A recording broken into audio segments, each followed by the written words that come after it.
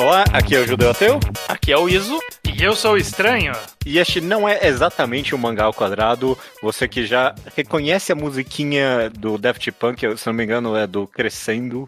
Esse é o Mangá ao Quadrado Pocket, um pequeno podcast spin-off de umas semanas que tá tudo complicado, a gente só quer fazer algo rápido e sem grandes complicações. É um episódio bônus pras pessoas, correto, Estranho? Exatamente, uma semana que possivelmente não teria episódio, a gente, vamos tentar forçar alguma coisinha aqui pra... temos apoiadores, temos pessoas que gostam do podcast, é sempre bom a gente se esforçar um pouquinho pra ter, nem que seja um programinha curtinho, mas ter um programinha. Só pra gente se divertir um pouco. Normalmente esse quadro é tomado pelo Revisitando Recomendações, pela primeira vez provavelmente em 8 anos, a gente tá usando ele pra outra coisa. Sim. E essa ideia é meio maluca que a gente surgiu aqui, a gente vai explicar ela, mas antes de mais nada, você pode apoiar o Ao Quadrado financeiramente pelo apoia.se/Ao Quadrado, correto, Estranho? Exatamente, e se você tiver apoio de acima de R$10 para cima, você ganha o nome lido aqui no programa, como os seguintes apoiadores: o Matheus Fernandes Vieira, Rafael HQ, Rafael Leite César de Figueiredo Lira, Tóstenes Fragoso e Tomás Maia. Perfeito. O título desse podcast vai ser Mangá ao Quadrado Pocket. Todo mangá é comunista. Perfeito? Perfeito. E ele vem a partir de uma frase que eu joguei solta nos episódios atrás, que eu falei que eu adoro me divertir provando que todo mangá é comunista, ok? Uhum. E a gente vai tentar fazer isso aqui agora rapidinho. A gente não quer durar mais do que meia hora, alguma coisa assim, esse episódio. E é isso, a gente vai jogar nomes de mangás aqui e tentar defender que eles são esquerdalhas no geral, tá ok?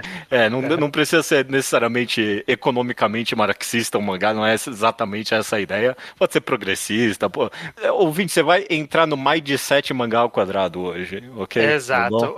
Eu acho que vale o ponto de que essa é sempre uma discussão eterna da internet, né? Tipo, a gente já falou, por exemplo, de One Piece, como tem algumas mensagens progressistas lá e como é campo de disputa, né, com quem não se alinha politicamente, e sempre surge a galera do mas vocês estão forçando a barra, é só um magazinho de luta, é só não sei o que, e agora a gente vai forçar a barra mesmo. Agora a brincadeira é que se você quiser, você força a barra pra qualquer coisa. Qualquer coisa é fácil de forçar a barra. E é legal forçar a barra, é o jeito certo de ler, forçando a barra. Perfeito.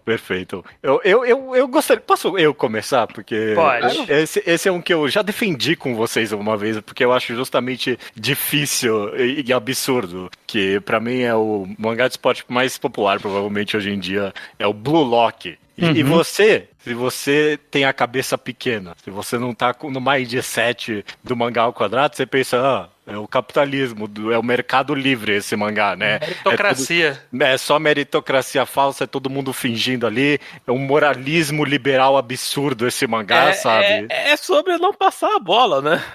Exato. Se você tem essa cabeça pequena, você pensa isso. Mas não, na verdade, Bullock não é sobre individualismo, ele é uma defesa da filosofia do interesse material que rege tudo na nossa vida, no final das contas. Porque os jogadores, eles só querem sobreviver. Eles foram jogados ali naquele jogo absurdo de se jogar um contra os outros. E a real mensagem de Bullock pra mim é que você buscar o melhor pra você buscar o seu interesse material de verdade, o seu pessoal, é a conclusão racional pro melhor pra tudo. Então, tipo... E vai consequentemente ajudar os outros. Exatamente. Porque você se sobressaindo no individual, você ajuda o coletivo também.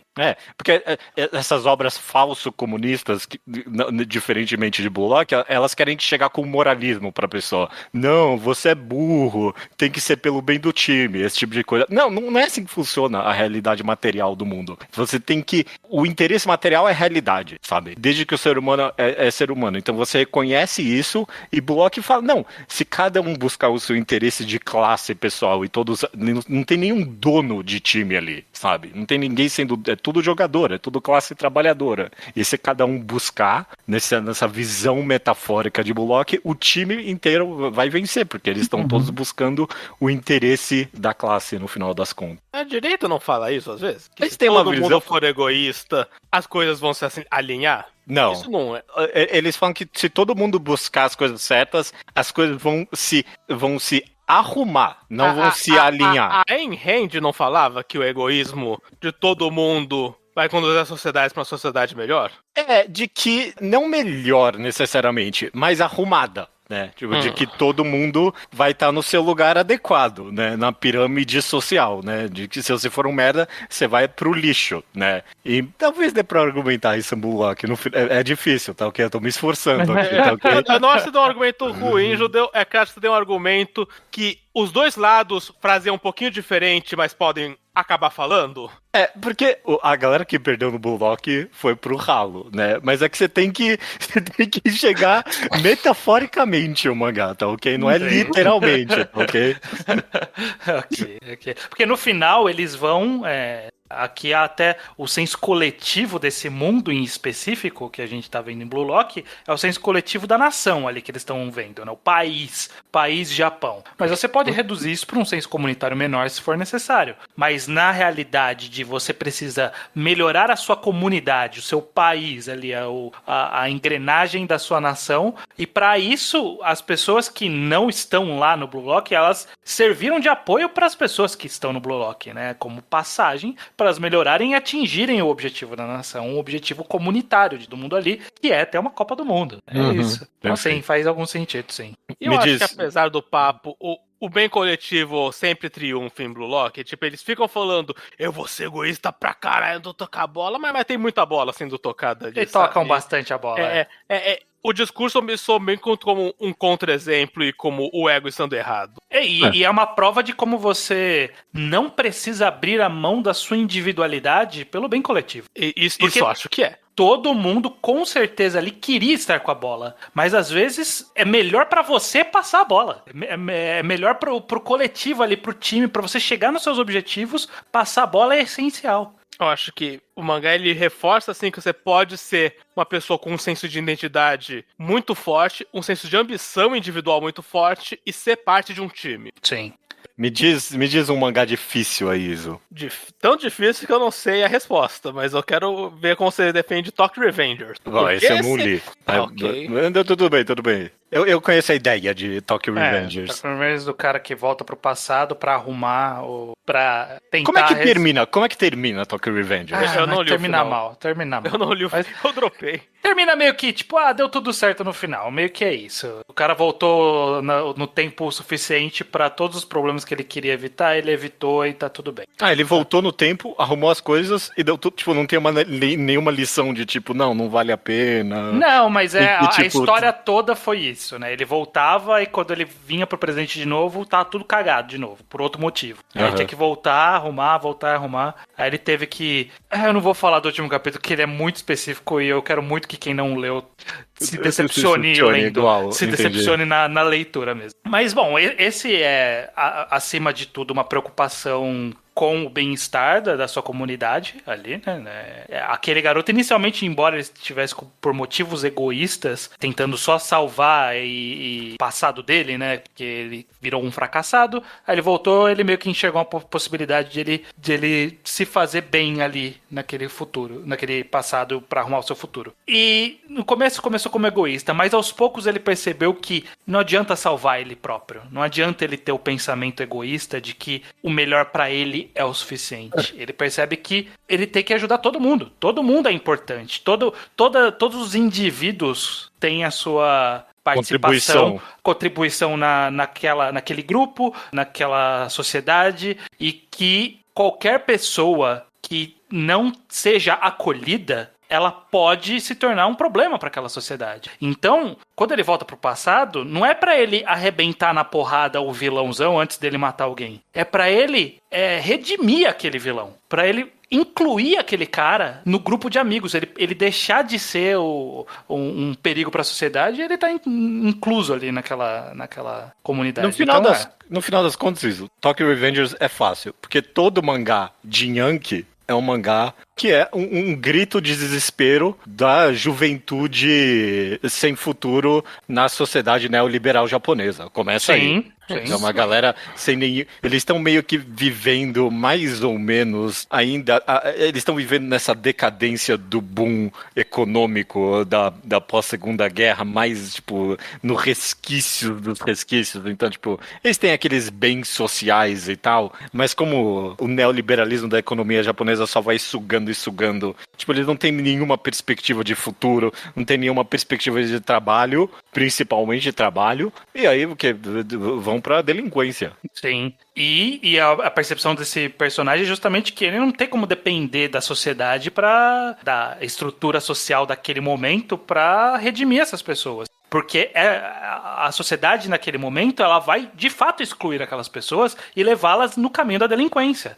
Eles não vão ver futuro a não ser serem yakuza, serem bandidos, matarem pessoas. E o que ele faz não, eu preciso acolher essas pessoas, porque se a sociedade não acolhe, eu preciso aqui estabelecer, fazer o meu papel de ajudar uma pessoa de cada vez e com isso melhorar. Porque se depender só se depender só do sistema ali, é tudo o negócio punitivista criminal ali, pega essas crianças sem nenhuma perspectiva de futuro, joga na cadeia, da cadeia só dá pra ir de volta pra Yakuza mesmo. Então, não tem... A mensagem de Tokyo Revengers desse mangá que eu não li é de que é necessário uma reforma no jeito com que o Agora Japão você lida. leu, judeu. Já leu tudo que importa. A mensagem é de que é necessária uma reforma na forma com que a sociedade lida com esses jovens, principalmente na questão social e do trabalho, obviamente. Constantemente esse mangá fala do trabalho. Isso que você falou, Judô, me lembra de outro mangá que eu quero trazer aqui, que é o mangá Gantz, um mangá bem popular por seu tom, que eu acho que é um mangá que retrata na nossa frente... Bem popular em uns 8 anos atrás, né? Não sei quem lê o Gantz mais hoje em dia. Mas prossiga. É um mangá impopular que eu acho que ele retrata a cura em céu.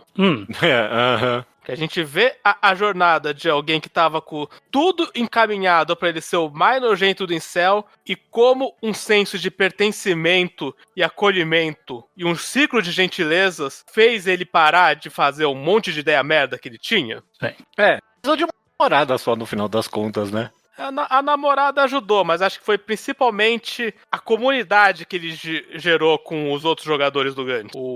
Especialmente o velho, porque é a parte que a gente vê qual foi a cura incel, porque a gente descobre que o cara era um incel escroto porque ele trata a velha mal no metrô.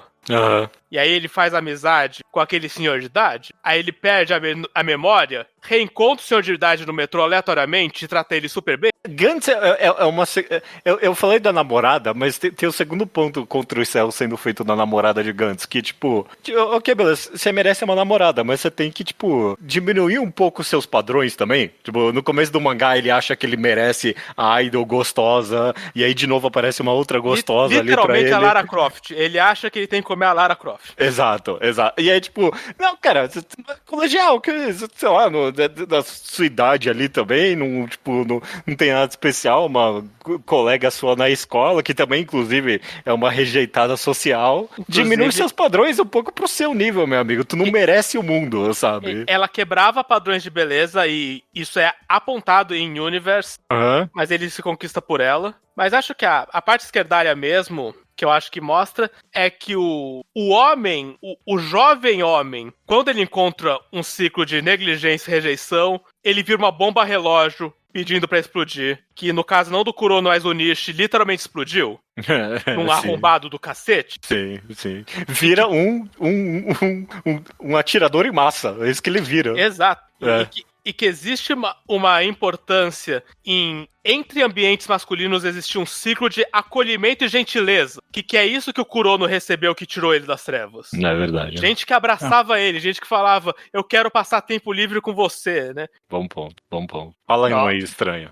Tem vários caminhos que dá pra seguir pra tentar... Porque tem uns mais óbvios, né? Que eu acho que nem vale a pena. Tô tentando pensar coisas que talvez sejam difíceis. Como, por exemplo, pegar uma história que ela é muito vaga, como é o caso de Blame, do Tsutomu Nihei. Mas é Blame... vago o suficiente, mas... Blame por natureza, por ser um cyberpunk, né? Tipo, é literalmente a distopia de um mundo... Blame, estranho, é anti-Elon Musk. É anti-tecnocrata. Porque qual é o problema de Blame? É um mundo em que eles deixaram as máquinas, sabe? Tipo, ótimo, perfeito. Não só as máquinas, como as grandes corporações, né? Exato. Porque tem grandes corporações envolvidas na criação da megaestrutura ali, do mundo de Blame, que se desenfreou. É isso que aconteceu. Deixou, quando viu, acabou o mundo. E sobrou só aquilo. É anti-inteligência artificial, com certeza. Precisa de uma mão humana cuidando das coisas, porque foge do controle de uma forma inexplicável pra gente. É muito moderno, né, Blame? Porque é justamente isso. Você pode ter colocado o máximo de automação possível. Aquilo ele gera aquela mega construção que o personagem tá dentro. Ela tá constantemente produzindo coisa. Ela tá se expandindo, ela tá simulando sociedade, tá fazendo forma de vida, tá fazendo escambau, tá construindo sem parar. A inteligência artificial gera um monte de coisa sem parar também. Com que propósito? Pra que serve no final? Qual é a utilidade? Não serve pra nada. Se torna automação pela automação. É isso que a gente quer? É esse o futuro que a gente quer? Não é. Isso que eu vou falar que Blame, ele meio que é um universo em que foi alcançado meio que a utopia dessa galera tecnocrata de pura tecnologia, em que eles fizeram a singularidade, tipo, eles conseguiram, tipo, a raça humana inteira botou a consciência deles, todo mundo junto ali na internet, sabe? Só que não é essa história que a gente acompanha. A gente acompanha a história de quem ficou de fora dessa merda, né? Tipo, porque a galera que tá ali na internet tá suavona. A gente nunca vê eles, tá fora do alcance, não sobrou ninguém com gene pra poder entrar ali, mas tem gente, tem consciências lá fora, tem um monte de galera, mas tipo, a utopia Elon Muskiana foi alcançada e é uma merda, é horrível, não é legal não. A que custo? Fala um judeu aí, vamos ver. Eu tô pensando aqui, eu queria pegar uns mangás populares, eu tô aqui no top do Mangá Updates, e em algum nível é difícil pra mim, talvez, justificar Berserk como esquerdalha, tipo, qual é o ponto dele, tipo, além de, é um cara triste aí, né, coitado. Eu li um pouco de Berserk pra poder... mesmo só a Golden Age, que eu dropei na Golden Age. Mesmo só a parte que vocês leram. Dá pra justificar como comunista, assim, porque... Bom, primeiro que, talvez não comunista, com certeza ele é antimonárquico, começa aí, né? Isso com toda certeza. Sim, no mínimo isso. No mínimo isso, ok, já temos uma base. Vai ter monarca antinobreza também, né? Até porque muita nobreza são demônios, de fato. Literalmente, demônios. A lição real da Golden Age, isso pra mim, a moral clara da história é que o sonho do patrão não é o bem-estar dos empregados. Nossa, é perfeito isso. Perfeito, você tem completa razão. Todo mundo lutou pelo sonho do Griffith e o Griffith realizou o sonho dele. Não era o interesse de ninguém ali realizar o sonho. O Griffith conseguiu comprar um carro e se eles trabalharem mais um pouco, ele compra um segundo ano que vem. É isso. Não, e você tem completa razão, isso, porque tá todo mundo ali vendido na promessa do capitalismo de que, não, mas quando o Griffith comprar a Lamborghini dele, vai ser bom pra mim também, né? Tipo, mas aí chega ali no final, no eclipse, e tipo, ele só mata todo mundo. Não tem. Ninguém saiu ganhando com isso, porque implícito, tipo, em Berserk inteiro, nessa parte da Golden Age, é que, tipo, ok, galera tá, tipo, no fogo ali, na chama do Griffith, porque eles acham que, ok, se o Griffith conseguir o castelo dele, provavelmente vai ser bom pra mim também, né? Tipo, eventualmente vai dar certo pra mim também. E não dá certo pra ninguém, não. Só pro Griffith. Existia um mito de que quem fosse mais amigo do Griffith ia receber a vantagem melhor, mas só tinha espaço pra um no que ele queria. Não tinha espaço pra 2, 3, não, um. Uma pessoa ia se dar bem. Ele é diferente de Kingdom, por exemplo, eu penso, né? Que Kingdom eu sempre falava que tinha a verdadeira meritocracia, né? De que a galera ia subindo os cargos ali e tal. E não, em Berserk o Griffith tomava os méritos de toda a vitória. Só ele, toda vez, sabe? Ele que sentava ali com os outros nobres nobres e ganhava tudo. Sim. Perfeito. Como que você aponta um dedo pra Kingdom num podcast que o tema é todo mangá esquerdalha? Agora a gente é obrigado a defender Kingdom. Não, Kingdom, ele... Nossa, é bom.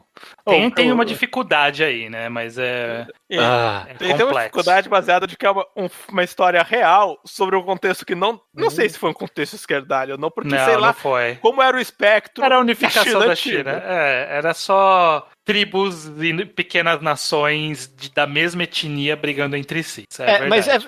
Mas dito isso, é fascinante, porque ele não pode. Em Kingdom, ele não pode contar a história verídica de Kingdom. Porque se vocês forem atrás de ver qual é a história, qual é a história do Shin real, essa figura histórica, ele era um outro nobre também. Ele não era um escravo, ele era um cara nobre, nasceu em família nobre e virou um general. É isso, não tem nenhuma... Mas então a releitura do mangá, na verdade, ela é meritocrática. Ela tá dizendo que então se você vem de origem humilde e se esforçar, você pode crescer na hierarquia. É isso que eles estão tentando vender? Ele tá querendo construir uma fantasia no qual isso acontece. Ele tá construindo, na ficcionalização, a ideia de que o rei, para ser um rei sábio, tem que ter a consultoria das classes baixas. Não, mais do que isso, tem que ter passado pela experiência. Sim. É que teve a infiltração do ACA, ele nas classes baixas, teve a história de origem dele, teve a fuga dele. Mas conversar com o Shin, ouvir o que o Shin, o que a Kaido tem a dizer, dão ao Eisei a perspectiva para ser um rei sábio. O mangá ele tenta tornar um pouco mais popular esse movimento todo que aconteceu de unificação da China. Ter a participação de pessoas que sofreram com o fato daquelas nações estarem em guerra. Então, embora não dê para redimir a realidade, porque a realidade é outra, como o Júlio falou, o mangá ele tenta redimir um pouquinho isso, justamente dando esse caráter mais popular para o processo de unificação. Ele mostra o sofrimento e mostra que essas pessoas não querem mais lutar. Elas lutam porque precisam, porque são mandadas, porque são obrigadas, mas nenhuma delas quer isso. Né? Não traz benefício para ninguém a não ser os líderes daquelas nações. Kingdom é interessante porque, sei lá, se não fosse escrito por um japonês, eu diria até que é uma obra de propaganda em algum nível, sabe? Uhum. É difícil. Seja. Não, sei lá, não sei, foda-se. Mas é difícil justificar obras de propaganda, como por exemplo Bakuman, que é uma obra de propaganda da Shonen Jump, né? E é complicado. Bakuman, eu não consigo justificar que é comunista, não. Porque não é? É uma obra, é o que eu falei, é uma propaganda. Não dá. Bakuman é uma propaganda, é misógino, né? Misógino. O mangá termina com o malandro comprando uma Ferrari. O prêmio é a mulher, né? Da história. O mínimo que Bakuman podia ter, e não ia ser o suficiente pra falar, nossa, que mangá de esquerdalha, mas era o mínimo, era a empatia pela carga horária que tem pelo mangaka, e o mangá flerta com o teu básico da empatia, mas eu falo, mas é nobre. Mas é importante esse sacrifício. É da hora desmaiar. Não dá pra redimir o mangá de fato, a gente tem que já desistir disso, Bakuman não é como um todo. Mas ele tem aspectos que dá pra gente tentar redimir. Como, por exemplo, aquele mangaka que ele é o Togashi. O mangá, ele está defendendo o trabalhador Togashi, que naquele momento ainda... Ele trabalhava sob tortura, basicamente. Cara, ele destruiu a vida dele. Então, na verdade, ele tá servindo como uma ferramenta de informação da realidade triste do mangaka. Que ele não queria e ele era obrigado a trabalhar. E aí, quando a gente passa pra realidade, a gente vê o que aconteceu. Agora, o cara não consegue sentar. Ele tem dificuldade pra limpar a bunda, o Togashi falou esses dias aí. Sim. Então, ele traz um pouco da realidade dos trabalhadores. Acaba focando nesses meninos gênios. Mas os outros trabalhadores que estão em volta, por exemplo, a menina que é obrigada a se vender fazendo mangá de putaria, porque a única coisa que valorizam no trabalho feminino é ela fazer mangá de putaria. Ele dá uma flertada aí com as figuras tristes dessa realidade corporativa. Eu acho que ele flerta e aí dá um passinho pra trás, assim. Sim. É interessante que ele realmente você tem razão estranha de que ele é um mangá do trabalhador, né? Tipo, só tem. E, tipo, sempre que aparece um. Não sempre, né? Mas Não, por exemplo, varia. varia, mas eu penso no caso do Miura ali, que é um middle management, né? É um Gepone ali, né? Uhum. E completamente atrapalha a função do trabalho ali da galera. E sem a participação dele, a história era muito melhor. Então tem uma questão aí sobre input criativo também, sobre como a corporação não sabe o que é arte de verdade, né? A arte é feita pelos seres humanos e, portanto, precisava tirar esse incapaz do meio do caminho. Então ele tem vislumbres, mas é difícil resgatar. Não dá pra resgatar, não. Ok, vamos pensar em mais um, pelo menos. Eu quero ver se a gente consegue achar alguma lógica válida pra Spy Family. É fácil. Porque Tipo, ok. tá difícil ali o que ele tá querendo dizer com aquelas duas nações ali. É que não é. Esse eu parto mais pro lado do progressismo, em vez de necessariamente economia marxista. Mas ele é uma completa desfeita, uma quebra, uma desconstrução da família tradicional. Isso ele é. Todos Isso ali sim. estão mentindo sobre as suas verdadeiras origens. Não tem relação sanguínea entre ninguém ali. E eles formam uma família completa, funcional e muito melhor que as outras famílias que foram mostradas até agora no mangá. Sim, é. Ele tem aquela ligeira falácia, porque eu acho que revelou que o país do vilão é o país comunista, não revelou indiretamente. Porque Difícil fizeram digitar aquela isso no color mangá. spread em que eles dividiram as duas nações em uma é azul e uma é vermelha, e o Lloyd é da azul. E na Guerra Fria a gente sabe como a gente lê esse simbolismo, né? Sim. Mas eu não tenho certeza se eles estão no país azul ou vermelho agora, assim, em qual país é a escola. Tá. Não tá muito claro, né? Não tá muito Mas claro. a Poderia gente ser vê... uma crítica. Dependendo do país que ele tá, são críticas diferentes. Sim, mas independente de qual país tá, porque se for um país comunista, isso é uma coisa que às vezes aponta por falácia. O Damian representa a elite econômica. Tem uma sociedade, é uma sociedade visivelmente hierarquizada. Sim. Em que as famílias do topo da hierarquia são famílias mais disfuncionais e mais cruéis, porque elas vivem pelo status. Um ponto constante nesse mangá pra mim é sobre como a riqueza injustificada dessas pessoas torna a vida delas ruins, inclusive, sabe? O Damian ali, ele é o perfeito exemplo, ele sofre demais pela obrigação, sei lá, não culpa ainda, porque ele é uma criança ali, né? Mas pelas expectativas do mundo em que ele é colocado. E pela pressão de, por ser rico, ser um líder, que a gente vê muito no arco do sequestro, quando parecia que a situação demandava dele uma resposta que não demandaria das outras crianças, porque ele tem que crescer pra ser grande porque o pai dele é grande. Mas pra mim, com certeza, é principalmente uma refutação da família tradicional. Dito isso sim. Inegavelmente tem uma instituição que é simultaneamente a SS e a política secreta da União Soviética ao mesmo tempo. Sim, é tudo ali. E faz essa brincadeira de pegar um cara que é 50% nazista, 50% comunista e falar 100% cuzão, assim. Se bem que o Yuri tem alguma redenção, mas a instituição dele é 100% cuzona. Sim. Ele não tem tanta redenção, não, né? Ele é torturador também. Sim, é bem difícil. É que eu acho que ele só é gente boa com a irmã. Sim, acho que no fim do dia ele vai se aliar com a irmã e, por extensão, com a família da irmã, com cara feia de tsundere. Mas sim. Mas ele é complicado. O caso específico de Spy Family, ele tá a um capítulo do autor ser um pouco mais explícito pra quebrar todas as defesas. E o sequestrador do ônibus explicitamente foi descrito como militante da extrema esquerda. Mas acho que ele saiu com alguma redenção, o sequestrador principal. Discutível. Porque ele se entregou. Como é um mangá que às vezes dá nome pras coisas, ele deixa tudo meio confuso. Mas o tema da família não tradicional é escancarado. E é o pilar que move o mangá. Sim, beleza. Acabou já? Não, vamos lá. Vamos mais um tem seu mais aí pra um gente aí? encerrar. Quero propor aqui uma comédia romântica bem idiota. E eu gosto porque usa o exemplo romântico, que é o Kanojo Mokanojo. Uma comédia romântica. Vai ser você sozinho aí, mas vamos lá. Defendendo o poliamor e que usa o poliamor, na verdade, pra desconstruir a noção de competição.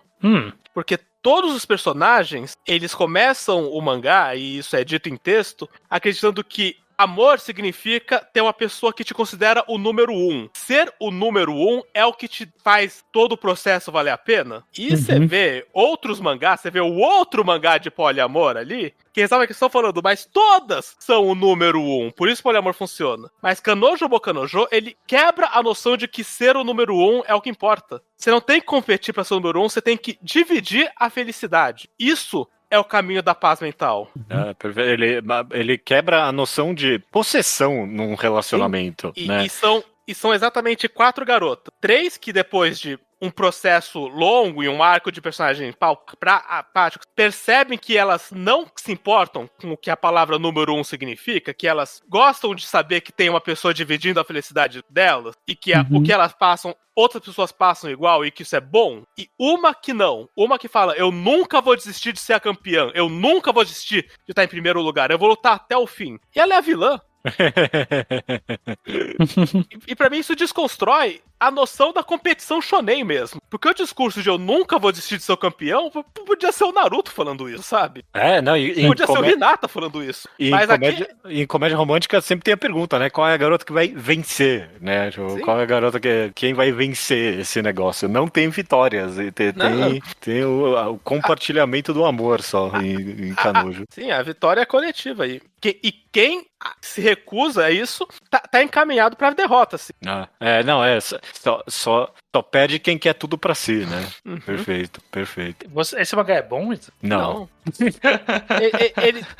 Eu gosto do mangá, ele tem momentos bons, mas eu não recomendaria porque eu sei que a pessoa vai ter que passar pelas partes ruins pra chegar nas migalhas boas. Que é tipo literalmente o último capítulo, né? Os últimos 6 pra mim têm sido bem bons, mas tem 134 e não vão ter 80 bons nesses 134. Bom, fizemos a nossa brincadeira aqui, foi divertido, espero que tenha sido... Você sabe o que aconteceu, né, nesse podcast. O quê? A gente criou um quadro novo, é isso que aconteceu. Sempre que a gente precisar, a gente pode só abrir o Manga Updates e discutir exatamente isso aqui, porque o mangá não falta. É, bom.